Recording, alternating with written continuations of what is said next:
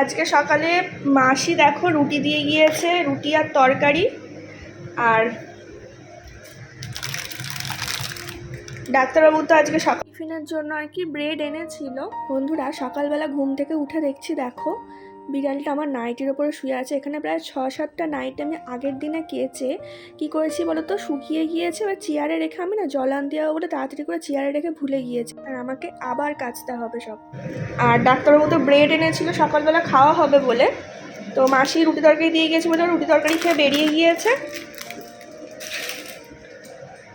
আর এখানে দেখো ছেলেকে ডিম দিয়ে বানিয়ে দিয়েছিলাম দুটো, তার মধ্যে এতগুলো টুকরো রয়ে গিয়েছে, আবার আমিও খেয়েছি। কি আবার হাসছে দেখো, এই দেখো। ঠিক আছে, আর একটা ডিম পোচ বানিয়েছিলাম ডাক্তারবাবু আমি ছেলে মানে একটাই আর কি, তিন টুকরো করে খেয়েছি তিনজনে। এখানে আছে চিকেন, ধুয়ে রেখে দিয়েছি, মশলা দেবো এবারে মাখাবো। আর দেখো এই ভাতটা নষ্ট। ঠিক আছে, এটা ওই আলু সিদ্ধ করেছিলাম, বিরিয়ানির আলু, এটা জলে পুরো। দেখো কতটা ভাত আছে, ভাতটা নষ্ট। এখানে কালকে রাতে ভাত ভাজা করেছিলাম, এই ভাতটাও নষ্ট হয়ে গিয়েছে জানো তো। সকালবেলা দেখলাম ডিম বিনস দিয়ে ভাত ভাজা করেছিলাম কিন্তু নষ্ট, এটাও ফেলে দিতে হবে।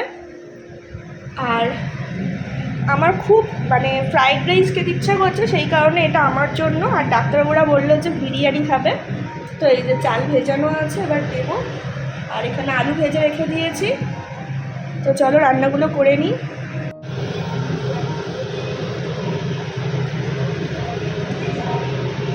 তো বন্ধুরা রান্নাবান্না করছিলাম, সবেমাত্র চিকেনটা হয়েছে তোমাদেরকে তো দেখালাম।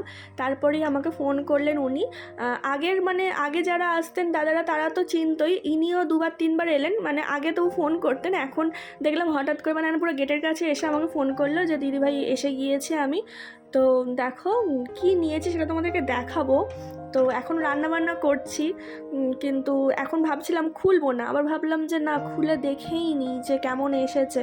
কারণ দেখে নিলে কী বলতো একটা মনটা শান্তি, না হলে না খালি মাঝে মাঝে মনে হবে রান্না করতে করতে যে কখন হবে, মানে কখন দেখবো কীরকম এসেছে, এরকম একটা মনে হবে, তো রান্নায় মনোযোগ দিতে পারবো না। তো সেই কারণে দেখো তাড়াহুড়ো করে এখানেই খুলে ফেলছি। আসলে কি বলো তো, আমার একটা স্কার্ট খুব অনেক দিনের ইচ্ছা ছিল, একটা স্কার্ট নেব, তো সেই কারণে নিয়েছি। জানি না কবে পরবো আমি, তো তাও নিয়ে রেখে দিলাম। কবে জানি না, ঘুরতে গেলে হয়তো পরবো, কিন্তু কবে পরবো জানি না। মানে এর সাথে কিছু টপ কিছু কিনে নিই। আসলে এই কালারটা আমার অনেক দিন থেকে নেওয়ার ইচ্ছা ছিল স্কার্টটার, তো সেই কারণেই আর কি নেওয়া। তো ফাইনালি আমার রান্নাবান্না কমপ্লিট। তো দেখো আজকে বিরিয়ানি, তোমাদেরকে তো আগেই বলে দিয়েছি যে ডাক্তারবাবুর জন্য আর ছেলের জন্য বিরিয়ানি বানাবো। তো এই যে দেখো বিরিয়ানি বানিয়ে দিয়েছি। আর শসাটা, আমার ভাগে শসাটা কেটে যে আমি কোথায় রেখেছি আমি খুঁজে পাইনি। পরে জানো ওদের কাছ থেকে 4 পিস টুকরো আমি নিয়ে খেলাম, পরে দেখছি কি হাঁড়ির পিছনে রেখেছে আমার ভাগে শসাটা। আর এখানে দেখো আমার ফ্রাইড রাইস আর চিকেন কষা, মানে একসাথেই চিকেনটা বানিয়েছি। চিকেনটা বানিয়ে আমার জন্য তুলে রেখে দিয়েছি, আর ডাক্তারবাবুর জন্য আর ছেলের জন্য মানে বিরিয়ানি বানিয়ে দিয়েছি। এই হচ্ছে ব্যাপার, মানে আলাদাভাবে কিছু করিনি জানো তো।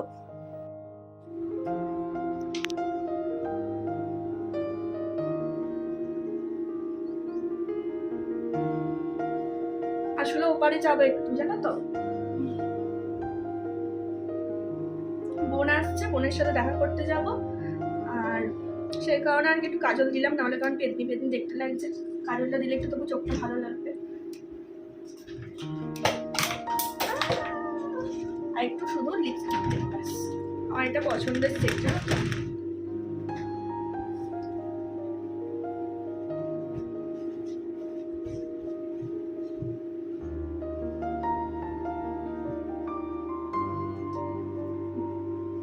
ঠিক আছে, এইমাত্র স্নান করে মানে শ্যাম্পু করলাম, ওই জন্য চুলটা তো ভিজে।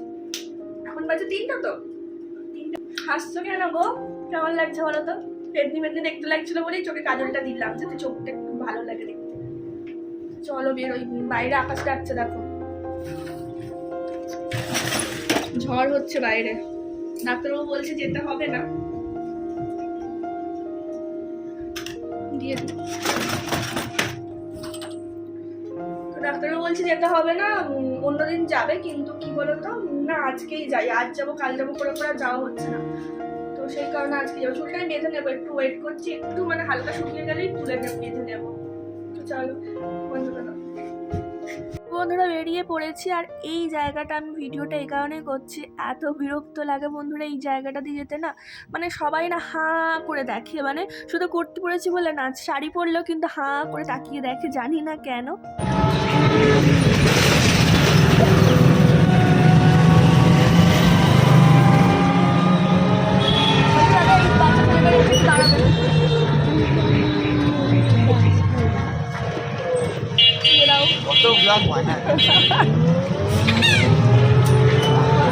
তো বন্ধুরা দেখলেই তো যে ভাই দাঁড়িয়ে ছিল, আসলে নাজিরগঞ্জ থেকে উঠেই একটুখানি গেলেই পিসির বাড়ি, তো পিসি অপোজিটে দাঁড়িয়েছিল, এখানে পিসিকেও দেখালাম, আসলে বোনের জন্য একটা জিনিস আনার ছিল, তো বোন বললো যে পিসির কাছ থেকে আনিস। আর এখানে দেখো আমাদের কাজটা সব মিটে গিয়েছে, তো আমরা এখন আইসক্রিম খাচ্ছি।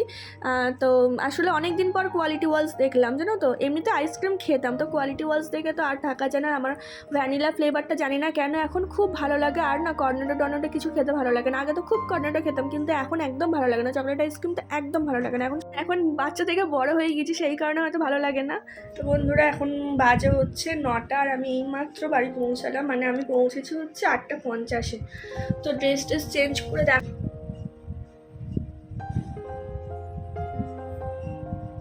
কিসের আওয়াজ হলো একটা।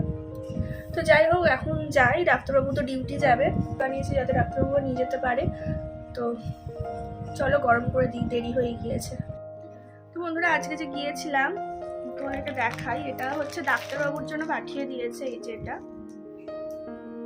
ঠিক আছে। আর ছেলের জন্য পাঠিয়েছে হচ্ছে একটা কুরকুরে, একটা যে ডেয়ারি মিল্ক, সবাই দাও চকলেটগুলো দাও, একটা পার্ক, আর এই যে মাছ, এগুলো ছেলের জন্য পাঠিয়েছে। তো চলো আজকের ভিডিওটা এই পর্যন্তই, ভীষণ মাথার যন্ত্রণা হচ্ছে, একদম কিছু ভালো লাগছে না। চলো ভিডিওটা ভালো লাগলে অবশ্যই লাইক করে আর কমেন্ট করে জানিও তোমাদের কেমন লেগেছে। চলো টাটা। আর একটা কথা বলেই দিই, রিমিকেই বলছি আর কি, তুমি আমার সব ভিডিওতে কমেন্ট করো, তো তোমাকেই বলছি, তুমি জিজ্ঞাসা করেছিলে যে ডাক্তারবাবু কি হয়েছে, অপারেশন করতে হবে, আসলে ডাক্তারবাবুর না কিডনিতে স্টোন হয়েছে, বুঝেছো তো। ডাক্তারবাবুর আগেও হয়েছিল, যখন মানে 2017 সালেও একবার হয়েছিল, আর কিডনিতে স্টোন একবার হলে না ওটা মানে হওয়ার চান্স থাকে, তো সেটাই হয়েছে, তো সেই কারণে ডক্টর বলেছেন যে অপারেশন করতে হবে।